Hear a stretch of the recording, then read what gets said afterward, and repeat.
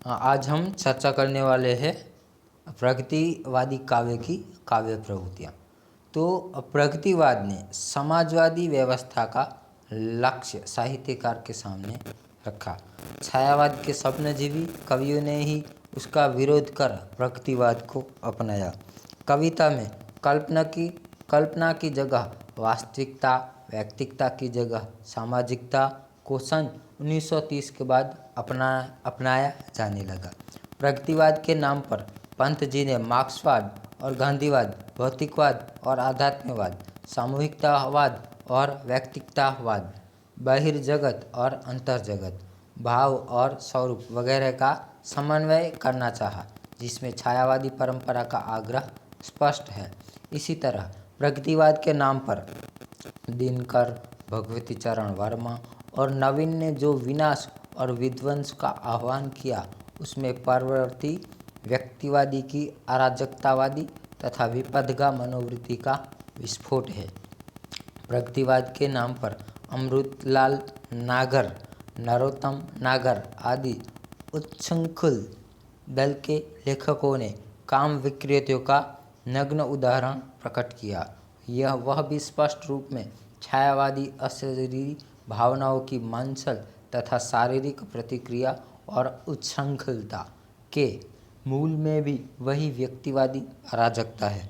इन सभी प्रवृत्तियों के सम्मिलित प्रभाव में निराला ने जो अणिमा के करुणा भरे प्रार्थना गीत गाए, एकाकीपन पर विलाप किया, कुकुरमुत्ता ने शूद्र मुख से अहंभरी घोषणाएं की और रविंद्र की विजयनी की पैरोडी करते हुए खजुराहो पीड़ित बुआ का रेखाचित्र खींचा, यह सब उनके छायावाद युगीन संस्कारों का कहीं बढ़ाव और कहीं प्रतिक्रिया है। प्रगतिवाद के आरंभ में यह जो अध्यात्मवाद, अराजकतावाद, विकृत यथार्थवाद अथवा प्राकृतिकवाद की प्रवृत्तियां दिखाई पड़ता है, उनका रिश्ता मार्क्सवाद से बहुत दूर का है।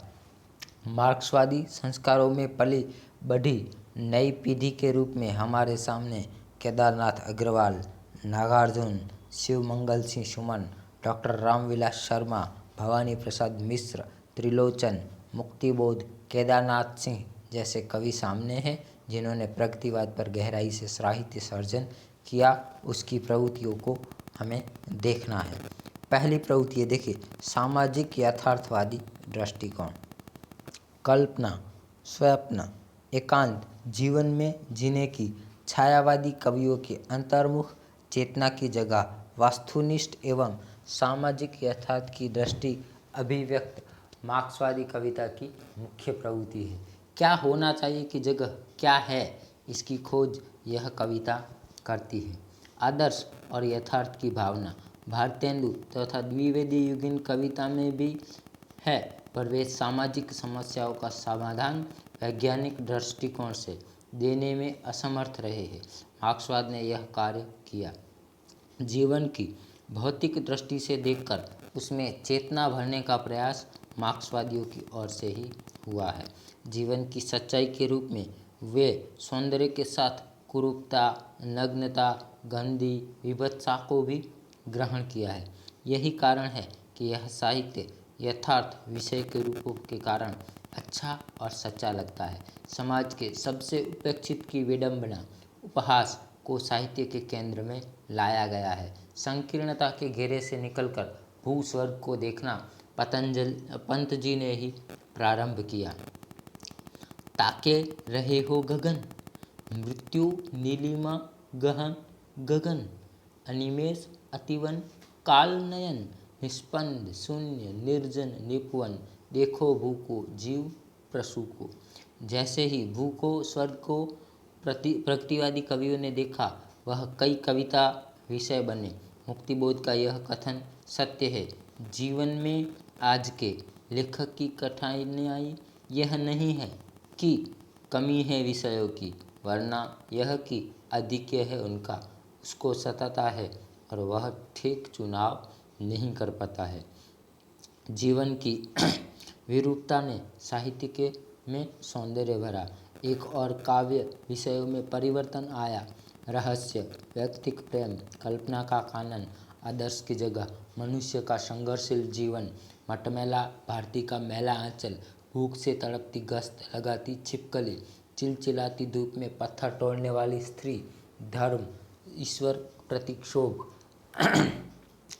कल कारखानों में काम करने वाले श्रमिक मजदूर, काम करने वाले श्रमिक किसानों की दरिद्रता, उनके अशिक्षित बच्चे, अंधविश्वास से भरा एक सामाजिक तबक्का आदि विभिन्न वर्गों के भावनाओं, संवेदनाओं, सुखों दुखों, स्वप्नों, आकांक्षाओं का चित्रण साहित्य में आया है।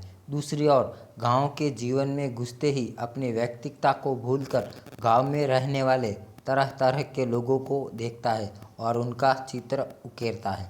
अहिर की निरक्षर लड़की चंपा, भोरई केवट, प्राइमरी स्कूल के मास्टर दुखरंजा, चना चबेना रखने वाला चंदू, चित्रकूट में बोर्डम यात्री वगैरह। नागार्जुन ने दुखरंजा और उसके स्कूल का चित्र कुछ ऐसा ही खींचा है।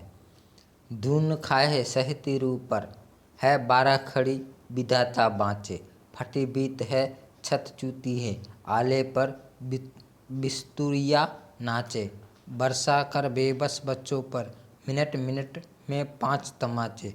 इसी तरह से दुखरन मास्टर घटता है आदम के सांचे। नामवर जी ने इस पर बड़ी सटीक टिप्पणी करते हुए कहा है, क्यों? वह उसकी तनख्वाह से पूछिए। तो तीसरी ओर पूंजीपतियों, सेठों, साहूकारों, मालिकों की क्रूरता, हृदयहीनता की शल्यक्रिया भी कविता में हुई है। पूंजीवादी सभ्यता शहर से गांव गलियों तक फैली हुई है। उसकी विलासिता, अमानवीय वृत्ति, शारीरिक मानसिक शोषण से प्रताड़ित शोषक जनजाति का यथार्थ उद्घाटन कविता में हुआ है। कल्पना कानन की कविता रानी धरती के सुख दुख के साथ जुड़ गई। नागार्जुन, मुक्तिबोध जैसे इसके श्रेष्ठ उदाहरण हैं। अगली विशेषता है क्रांति का आह्वान। हमने पहले ही स्पष्ट किया है कि प्रगतिवादी कविता वर्गहीन समाज की साम्यवादी व्यवस्था की स्थापना चाहती है। इसके लिए मार्क्सवादी कवियों ने आर्थिक विषमता को दूर करने की शर्त रखी और इसे तभी दूर किया जा सकता है जब सामाजिकों में हिंसात्मक क्रांति भावना को फैलाया जाए, पूंजीवादी सभ्यता को नष्ट किया जाए। क्रांति सम्यक समाज स्थापना का माध्यम या साधन है। उसी के गीत कवियों ने गाए हैं। इसके लिए डॉक्टर रामविलास शर्मा सर्वसामान्य किसानों, मजदूरों को इकट्ठा करना चाहते हैं। उनके प्रस्थापित व्यवस्था की क्रूरता से परिचय करना चाहते हैं। उनमें असंतोष के बीज बोना चाहते हैं। तभी क्रांति की फसल उगाई जा सकती है का विचार व्यक्त करते हैं। प्रगतिवादी अधिकांश कवियों ने क्रांति भावना का चित्रण शोषक के स्फूर्ति भरने, अपनी स्थिति से अवगत होने, अपनी शक्ति का परिचय पाने, अपने अस्तित्व को जानने के लिए कविता में किया है। यह क्रांति सामाजिक और राष्ट्रीय दोनों रूप को अभिव्यक्त करती है। क्रांति की यह भावना वर्ग व्यवस्था के विनाश हेतु अंतर्राष्ट्रीय रूप में व्यक्त होती है। इसलिए वह विश्व मानवतावादी शांतावादी है। केवल आपाद धर्म के रूप में वह हिंसा को स्वीकार करने को प्रस्तुत है। इसलिए यह क्रांति ध्वंसात्मक नहीं, सृजनात्मक है, नवनिर्माण से पूरित है, सामाजिक, आर्थिक, राजनीतिक दुर्व्यवस्था से पीड़ित है। कवि नवीन ऐसे ही विप्लव का गान करता है। कभी कुछ ऐसी तान सुनाओ जिससे उथल पुथल मच जाए, नियम और उपनियम के ये बंधन टूक टूक हो जाए, विश्वम्भर की पोषक वीणा के सब तार मूक हो जाए, शांति दंड टूटे उस महारुद्र का सिंहासन थर्राए, उसके पोषक श्वासोश्वास विश्व के प्रांगण में गहराए, नाश हो महानाश की प्रलयंकाली आँख खुल जाए।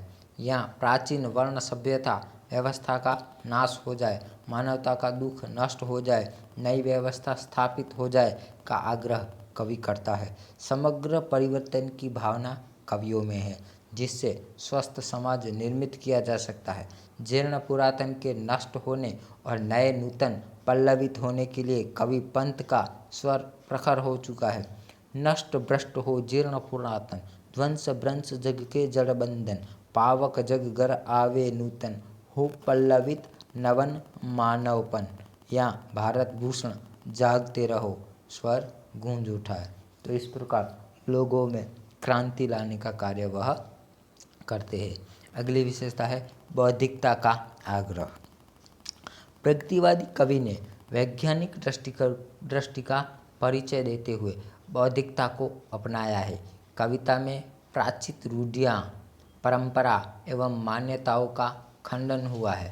उनकी बौद्धिक दृष्टि भाग्य, भगवान, कर्म, पुनर्जन्म, आत्मा, परमात्मा, अंधविश्वास आदि के कारणों से होने वाले शोषण विरोधी रूप में व्यक्त हुए हैं। शोषण प्रवृत्तियों को दूर करने हेतु ही निराला, कुकुरमुत्ता जैसी कविता में व्यंग्यात्मकता का तीव्र स्वर व्यक्त हुआ है। नागार्जुन जैसी कवि ने जर्जर समाज और आज़ादी का वैषम्य स्पष्ट करते हुए मैं कहता है, कागज की आज़ादी मिलती ले लो दो दो आनों में। प्रगतिवादी तर्क प्रश्न के जरिए कार्य कारण का भाव प्रतिपादित करते हुए प्रत्येक विचार घटना को विशद करते हैं।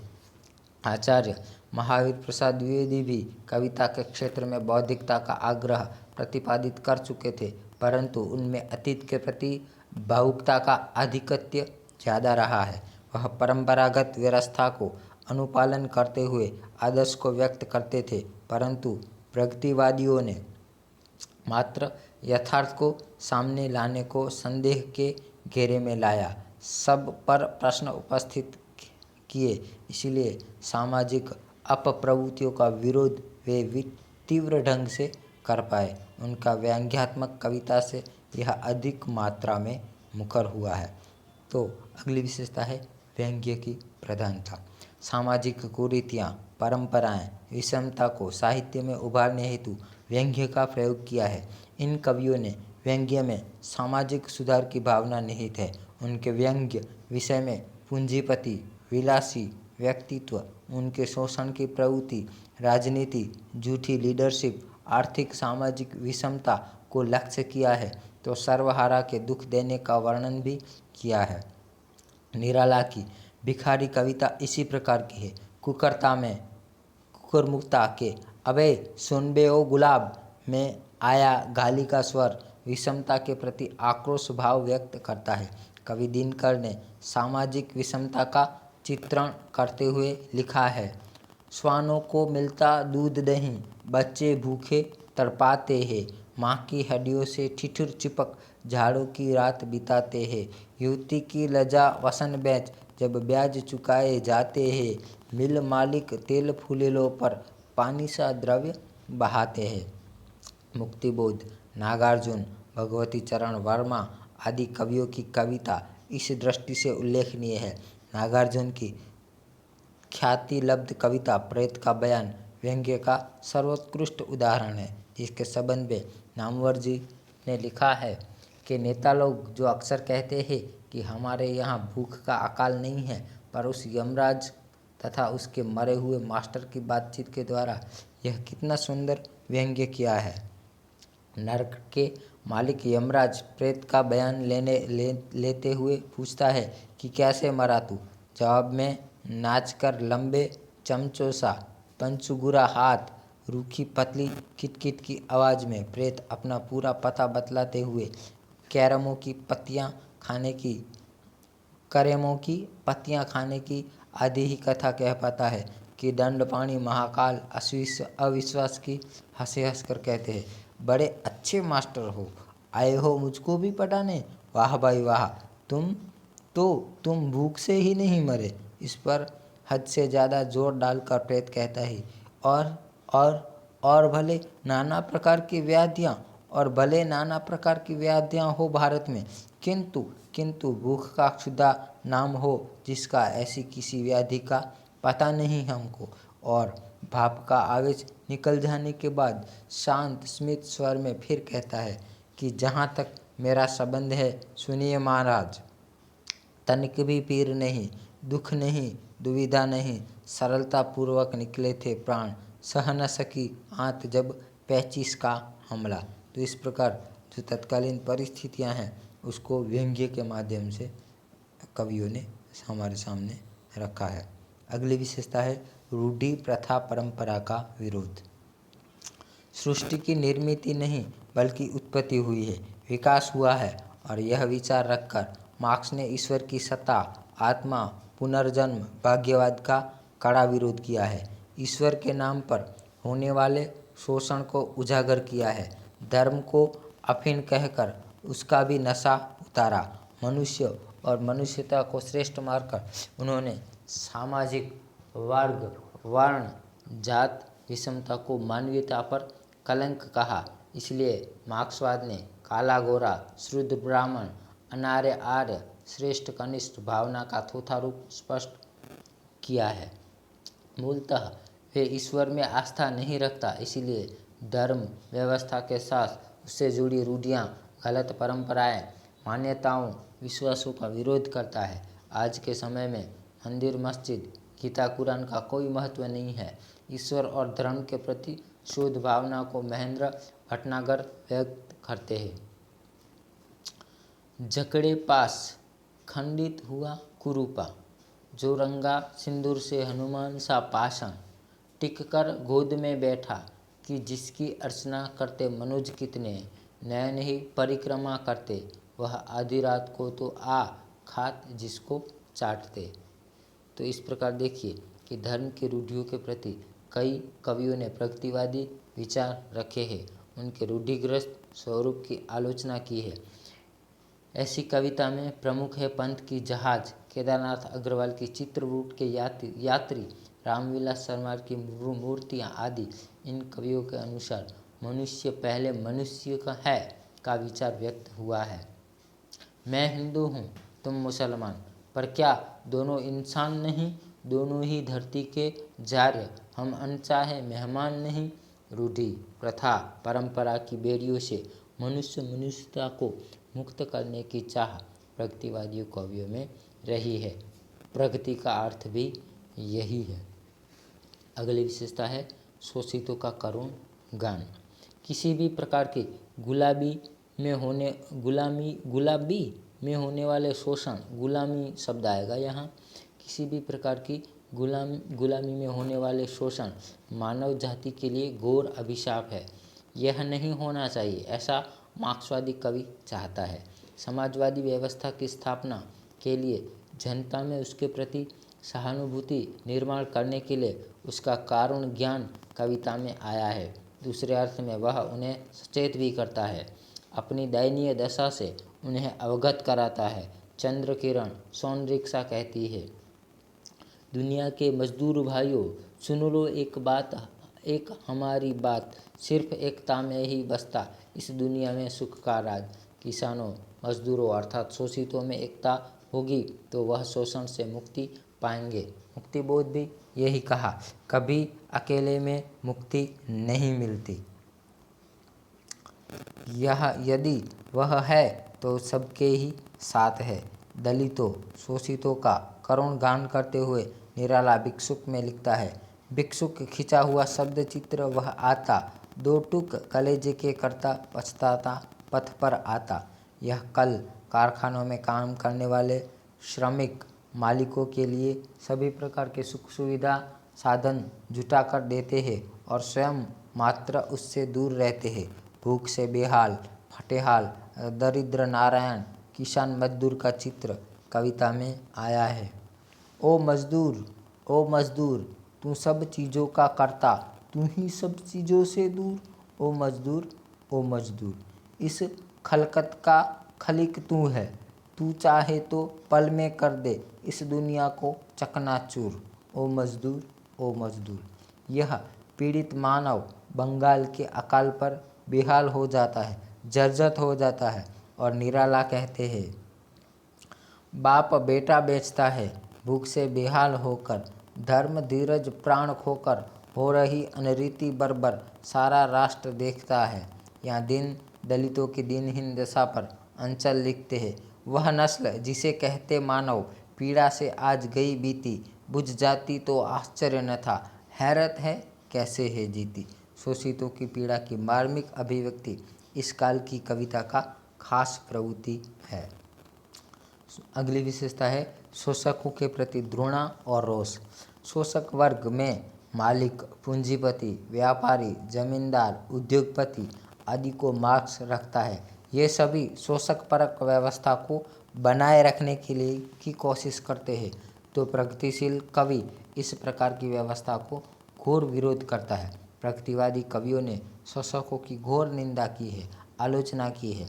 फिर विवश उठी वह कंगालिन शोषण का चक्र घुमाने को, अपने बच्चों के आंसू पी कुत्तों को दूध जुटाने को, फिर भी प्रलय नहीं होता, फटती न किसी की छाती है। मंदिर में देव नहीं कांपते, धरती न रसातल जाती है, पर कौन जगत में निर्धन को जो दहल उठे, जो उठे कांप, नरपात पालते कुत्तों को, लक्ष्मी पति लक्ष्मी के गुलाम। पूंजीपति और मजदूर का एक तुलनात्मक चित्रण करने वाले अंचल की कविता किरण बेला भी शोषक शोषितों का वर्णन करती है। एक हवेली में उतरता, एक बड़ा क्वार्टर में सड़ता, उसे चाहिए रोज नई सांझ हुए नित घर आलड़ता। धन के नाजायज वितरण से एक लिए शर्म जर्जर काया, और दूसरा पुश्तैनी उपभोग स्वत्व को सुविधा लाया। इस प्रकार की सामाजिक विषमता को उभारने में प्रगतिवादी कवि ने बल दिया है। दिनकर की एक कविता का उदाहरण, श्वानों को मिलता दूध, दही बच्चे भूख से तड़पते हैं को हमने पहले देखा। निराला ने कुकुरमुत्ता में इसका सशक्त चित्रण किया है। अबे सुन बे गुलाब, भूल मत जा, पाई खुशबू रंगो आब, खून चूसा खाद का तूने अशिष्ट, डाल पर इतराता है कैपिटलिस्ट। यहाँ कवि उच्च वर्ग धनी को धिक्कार कर रहा है और अशिष्ट कैपिटलिस्ट संबोधित कर उसे नीचा दिखाया जा रहा है, और अपना महत्व तथा पीड़ा को व्यक्त करता है। तो इस प्रकार जो शोषण करता है उसके प्रति वह विद्रोह दिखाते हैं। अगली विशेषता है नारी के प्रति नवीन दृष्टिकोण। प्रगतिवाद ने नारी को पुरुष सत्ताक, ईश्वरी तथा धर्म व्यवस्था के कारण शोषित माना है। वह भी केवल विलास की वस्तु के रूप में प्रयुक्त हुई है। उसकी नैतिकता का मानदंड उसका शरीर रहा है, परंतु कवि पंत ने ही उसको स्वतंत्र व्यक्तित्व को महत्व देकर उसे प्रतिष्ठा दिलाई है। योनि नहीं है नारी, यह भी मानवीय प्रतिष्ठित, उसे पूर्ण स्वाधीन करो, वह रहे न नर पर अवसित। असहाय जीवन में जीने वाली नारी अबला छवि द्विवेदी युग में गुप्त जी ने अंकित की थी, पर वह दासता से मुक्त नहीं हो पाई थी। प्रगतिवाद ने उसकी प्रगति का पुरस्कार किया, उसे बंधनों से मुक्त करने का आह्वान किया। खोलो है मेखला युगों से, कटी प्रदेश से तन से, अमर प्रेम की बंधन उसका वह पवित्र तन मन से। पंडित नरेंद्र शर्मा ने वेश्याओं के प्रति सहानुभूति प्रकट कर उसके पतन के लिए समाज को जिम्मेदार ठहराया है। गृह सुख से निर्वासित कर दिया हाय, मानवी बनी सर्पिनी, यह निष्ठुर अन्याय आहो बहन। प्रगतिवादी कवि ने नारी प्रेम को स्वस्थ सामाजिक पारिवारिक प्रेम में व्यक्त करता है। उसमें कहीं भी उच्छृंखलता, स्वच्छता, काम भावना, कुंठा नहीं है।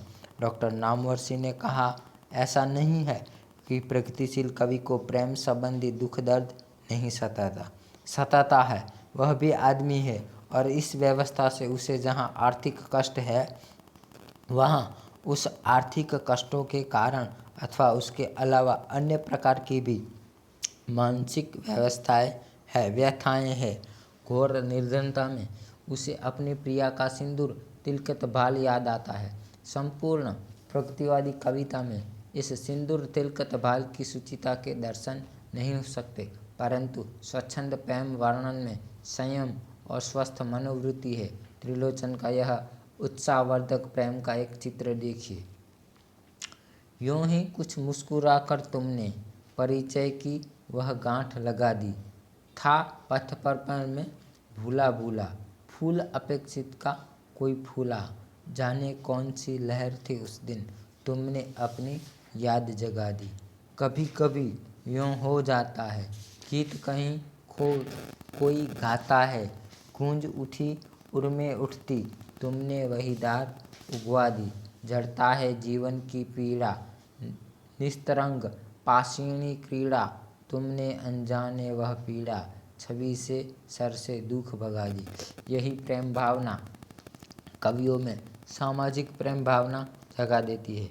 मुझे जगत जीवन का प्रेमी बना रहा है, तुम्हारा प्यार का भाव उनमें जगता है। सामाजिक प्रेम की यह पीड़ा निराशा का अकेला भोगना नहीं चाहता, उससे उबकर नारी प्रेम में थोड़ी सी निजात पाने की कोशिश करता है। आगे चलकर के यही प्रेम देश अंतर्राष्ट्रीय सामाजिक प्रेम में विकसित हो जाता है। अगली विशेषता है राष्ट्रीय तथा अंतर्राष्ट्रीय भाव। राष्ट्रीय भाव में मार्क्सवाद की राष्ट्रीय भावना या देश प्रेम की गांधी जी के अहिंसात्मक आत्मक्लेशमूलक आदर्शमूलक दृष्टि के विरोध में जन क्रांति की भावना से ओतप्रोत है। भारतेंदु युग में देश प्रेम का करुण गान राजभक्ति की में लीनता था, तो द्विवेदी युग में राष्ट्रीय जागृति का भाव देश में फैलाया गया। यह कभी बंग से प्रभावित रही तो कभी अंतोन्मुख प्रवृत्ति से। छायावाद में देशगान और बलिदान की भावना स्वतंत्र आंदोलन को चेतना के पृष्ठभूमि पर हुई है, तो प्रगतिवाद में सर्वहारा वर्ण की गुलामी की मुक्ति स्वरूपा हिंसात्मक क्रांति के साथ ग्राम प्रेम का देश प्रेम अभिव्यक्ति मिली है। वह अपने विप्लव स्वरों में शोषण करने वालों पर टूट पड़ता है, उसके लिए वह बलिदान भी करने को तैयार है और तत्पर है। परंतु केवल जन क्रांति ही नहीं बल्कि राष्ट्रीय आज़ादी की क्रांति गीत भी इन कवियों ने गाए हैं। 1942 की क्रांति, आज़ाद हिंद फौज, नौसैनिक विद्रोह भी उसकी कविता के स्वर में पाए हैं, जिसमें उल्लेखनीय है निराला की बेला, जगन्नाथ प्रसाद की मिलिंद, अगस्त क्रांति का गीत, 1942 की क्रांति पर महेंद्र भटनागर की जय हिंद, नरेंद्र शर्मा की आदेश, एक गीत जय हिंद आज़ाद हिंद फौज पर महेंद्र भटनागर की बदलता युग, सुमन की आज देश की मिट्टी बोल उठी है, शमशेर बहादुर सिंह की शहीद कहीं हुए हैं आदि नौसैनिक विद्रोह पर लिखी गई है। प्रगतिवादी कवियों ने ग्राम प्रेम में देश प्रेम को अभिव्यक्त किया है। उसके संबंध में नामवर सिंह ने कहा है, पहले की देशभक्ति सामान्योमुखी है तो प्रगति युग की देशभक्ति विषयोन्मुखी है और इसलिए अधिक ठोस और वास्तविक है। यह विशेष के भीतर से ही सामान्य को प्रकट करती है। प्रगतिशील कविता का यही यथार्थवाद है। मार्क्सवाद कवि की दृष्टि से देश के साथ ही अपने गांव तथा जनपद के प्रति भी अपार प्रेम रखती है। नागार्जुन की तर्किन कविता द्रष्टव्य है, सुमन की न्यूयॉर्क की शाम, महेंद्र भटनागर की आज़ादी त्योहार जैसी कविता में स्वतंत्रता बाद में टूटे सपनों के प्रति आक्रोश भाव पैदा हुआ है। यह एक तरह के बाद की कविता में यह आज़ादी के प्रति मोहभंग की स्थिति को व्यक्त करने वाली कविताओं में से है। लज्जा ढकने को मेरी खरगोश सरीखी भोली पत्नी के पास नहीं है वस्त्र, कि जिसको रोना सुनता हूँ सर्वत्र। मेरे दोनों छोटे मुख खिलौने से दुर्लभ बच्चे, जिनके तन पर गोश्त नहीं है, जिसके मुख पर रक्त नहीं है, अभी अभी लड़कर सोए हैं रोटी के टुकड़ों पर। यदि विश्वास नहीं हो तो अभी तुम उसकी ठंडी सिसकी सुन सकते हो, जो वे सोने में रह रहकर भर लेते हैं। अंतर्राष्ट्रीय भावना भी कवियों ने अभिव्यक्त की है। वह अपने दुख को सार्वकालिक रूप में प्रकट करता है, क्योंकि पूंजीवादी, सामंतवादी, दास प्रथा, भांडवली शोषण परक व्यवस्था केवल भारत में ही नहीं बल्कि पूरे विश्व में फैली है। इसलिए वह रूस और रूसी क्रांति विचारों को मानवता उदाहरण के रूप में देखते हैं, उसकी प्रशंसा करते हैं, उसका मार्ग अनुकरण करते हैं। शिव मंगल सिंह सुमन की मॉस्को है दूर अभी चली जा रही है, बढ़ी लाल सेना जैसी कविताओं में व्यक्त हुआ है। बर्लिन अब नज़दीक है, फासिस्तों की काल रात्रि के घोर घटा गिर आई। चली लाल सेना ज्यों चलती सावन में पुरवाई। या नरेंद्र शर्मा कहते हैं, लाल रूस से ढाल साथियों, सब मजदूर किसानों की वहाँ राज है पंचायत का, वहाँ कहाँ है बेकारी। संपूर्ण विश्व मानव के प्रति अपनी मंगल कामनाओं को प्रकट करता पूंजीवाद के विरुद्ध जूझने वाली यह शांतिमूलक विचारधारा है। वैसे मार्क्स ने दुनिया को दो वर्गों में विभाजित कर एकता को स्थापित किया था। भारत में मार्क्सवादी अपना नाता रूस के साथ जोड़ते हैं, इसी में उसका विश्व मानवतावादी भावना दिखाई पड़ती है।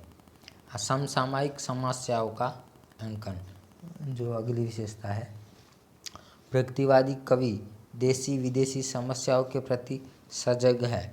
मार्क्स दर्शन मूलतः जीवन परिवर्तन का क्रियात्मक दर्शन है। संघर्ष उसका स्थायी भाव है, वर्ग विहीन रचना उसका लक्ष्य है।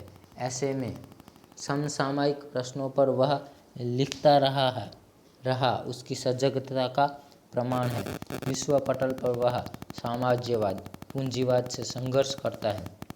देशी विदेशी महत्वपूर्ण घटनाओं पर उन्होंने लिखा है। 1942 की क्रांति, बंगाल का अकाल, द्वितीय विश्व युद्ध तथा उससे उत्पन्न परिस्थिति की विमर्शिका, नौसेना का विद्रोह, आज़ाद हिंद फौज, स्वाधीनता संग्राम, सांप्रदायिक दंगे, भारत विभाजन, आज़ादी प्राप्ति, गांधी जी की हत्या, कश्मीर समस्या, चीन का आक्रमण आदि देशी घटनाओं पर उन्होंने कविता लिखी है। अंतर्राष्ट्रीय घटनाओं में, विश्व घटनाओं में शोषित मानवता के प्रति कवियों में सहानुभूति की वाणी रही है।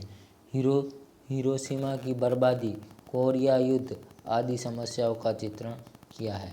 राष्ट्रपिता महात्मा गांधी की मृत्यु ने इन संवेदनशील कवियों को झकझोरा और शिव मंगल सिंह सुमन, आतुर जी ने उन पर कविता लिखी। नागार्जुन ने महाशत्रुओं की दाल न गलने देंगे जैसी कविता लिखकर भारत में बढ़ने वाली कट्टरवादियों की करतूतों और बापू के प्रति अकुलाहट व्यक्त की है। बापू मेरे, अनाथ हो गई भारत माता, अब क्या होगा, हाय हाय हम रहे कहीं के नहीं, लुट गए रो रो करके आँख लाल कर ली धूर्तों ने। चंद्रकुमार बरतावल ने हिरोशिमा की बर्बादी पर आंसू बहाते हुए अमेरिका को कोसा है। हिरोशिमा का शाप, एक दिन न्यूयॉर्क ने भी मेरी तरह हो जाएगा, जिससे मिटाया है मुझे वह भी मिट जाएगा। देख लो लंदन मुझे, पेरिस मुझे, तुम देख लो, है सभी को भाग्य में इसी भांति मिटा लिखा।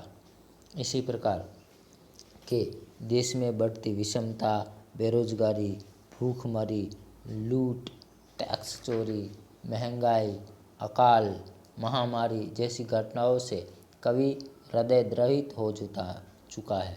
सांप्रदायिकता के दंगों में भारत लंबे समय से उलझ रहा है। प्रगतिवादी साहित्य मात्र मानव एवं उसकी मुक्ति का ही साहित्य होने के कारण धर्मांधता, सांप्रदायिकता, जातीयता का विरोध व्यक्त करता है। भारत में 16 अगस्त 1946 को कलकत्ता, नोआखाली, बिहार, पंजाब आदि स्थानों पर भीषण नरसंहार हुए। कवियों ने मानवतावादी भावना से इस प्रकार की कट्टरता का, पागलपन का विरोध किया है और नए युग निर्माण की भावना व्यक्त की है। पंजाब हत्याकांड पर डॉक्टर रामविलास शर्मा ने कुछ ऐसे ही भाव व्यक्त किया है। नई फसल देसी फिर धरती लपटों से झुलसाई, स्वार बनेंगे लूट और हत्या के यह व्यवसायी, पांचों नदियां एक साथ खींचेगी यह हरियाली, लपटों के बदले होगी उगलते सूरज की लाली। अतीत और परंपरा का भी कवियों ने वर्तमान संदर्भों में देखने का सम्यक प्रयास किया है। भारतेंदु यहाँ द्विवेदी युग की तरह उसके अतीत के प्रति अंधा मोह नहीं रखते और न पुनरुत्थान की भावना काम करती है। अतीत चित्रण अंधविश्वासी नहीं बल्कि नवनिर्माण की दृष्टि से किया है। दिनकर के कुरुक्षेत्र और रश्मिरथी, रांगेय राघव के मेघावी जैसे प्रबंध काव्य, गिरजा कुमार मायूर की बुद्ध, सुमन की जल रहे हैं दिन, जलती है जवानी, रांगेय राघव की सेतुबंध जैसी कविताएं उल्लेखनीय है। समसामयिक समस्याओं के चित्रण में कवियों ने व्यंग्य, हास्य परिहास का उपयोग किया है। नागार्जुन की कागज की मिलती आज़ादी, ले लो दो दो आनों में बड़ी प्रसिद्ध पंक्तियां हैं। प्रगतिवाद, अगली विशेषता है प्रगतिवाद का कला कौशल। प्रगतिवादी काव्य जन साधारण का काव्य है, इसके लिए उसकी अभिव्यक्ति भी जन साधारण की रही है। उन्होंने अभिव्यक्ति पक्ष को ज़्यादा अनुभूति पक्ष पर जोर दिया है। प्रगतिवाद के प्रवर्तक सुमित्रानंद पंत ने ही कहा है, तुम वहन न कर सको जब मेरे मन के विचार, वाणी मेरी चाहिए का तुम्हें अलंकार। यह भाव भी अलंकार की प्रवृत्ति, छंदबद्धता की शैली को जन साधारण में साहित्य के माध्यम से मार्क्सवादी विचारों को पहुंचाने, उन्हें सजग करने, क्रांति के लिए तैयार करने में बाधा के रूप में दिखता है। उन्हें परिवर्तन की लड़ाई लड़नी है, इसके लिए मात्र वह स्वाभाविक चित्रयुक्त शैली अपनाते हैं। खुल गए छंद के बंद, प्रास के रजत प्रास, अब गीत मुक्त ओ युग वाणी बीती आयास। इसलिए प्रगतिवादी कविता की भाषा सहज, सरल, बोधगम्य है। छंद के क्षेत्र में गीतों और लोकगीतों के साथ मुक्तक, अतुकांत का प्रयोग किया है। प्रगतिवादी काव्य में पहले गाँव का खुरदरापन, खिलदंडपन था, तो उसमें कोमलता और सरसता का संचार हुआ। फिर अधिकांश वह कठोर, व्यंग्यात्मक, विद्रोही, अनपढ़ रूपों को लेकर ही चले। इन कवियों को सर्वजन की सर्वसम्मत भाषा का प्रयोग किया है।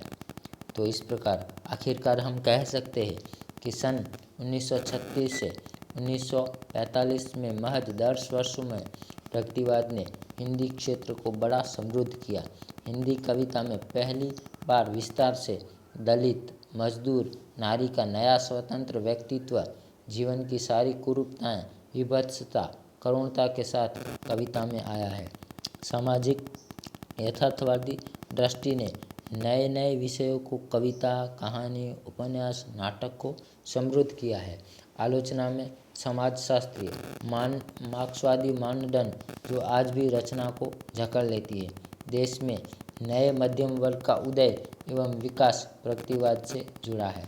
श्रेष्ठ साहित्य प्रगतिवादी साहित्य, यह धारणा दृढ़ है।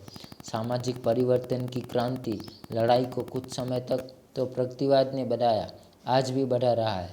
नंद दुलारे वाजपेयी के शब्दों में कहे तो प्रगतिवाद ने हमारे युवकों को नई तेजस्विता प्रदान की है और एक नया आत्मबल दिया है। साहित्य सामाजिक लक्ष्यों का विज्ञापन करने वाली यह विज्ञापनी पद्धति समाज सुधार की तेज भावना उसमें प्राण स्वरूप रही है। अनेक विद्वानों ने इसे प्रचारात्मकता का साहित्य कहा है। यह केवल समाजवाद, साम्यवाद का प्रचारक रहा है। यह जितनी शीघ्रता से साहित्य में आया, उतनी शीघ्रता से नए प्रयोग ने इसे खत्म कर दिया। वह स्थिर नहीं हो पाया। प्रचारात्मकता के कारण कलात्मकता की प्रायः हत्या हो गई। काव्य विषयों पुनरुक्ति आई, विषय एवं शैली नीरस हो गई। व्यक्ति के अंतर्जगत की जगह बहिर्जगत का वर्णन विवेचन किया गया। भारत में आध्यात्मिकता की पुरजोर विरोध कर उसकी जगह वैज्ञानिक दृष्टिकोण, वर्ग रहित समाज की स्थापना करना उसका लक्ष्य असंभव हो गया। वस्तुतः भारत में एक बात ऐतिहासिक रूप में दिखाई देती है कि किसी दर्शन में हिंदू धर्म और उसकी आध्यात्मिकता का विरोध बहिष्कार किया गया, तत्काल उसके प्रति प्रतिक्रिया प्रतिक्रांति उभर कर आई। हिंदुओं के मन में यह आघात या वर्ण व्यवस्था को पूर्ण रूप से न छोड़ने की मानसिकता भी उसके पीछे रही है।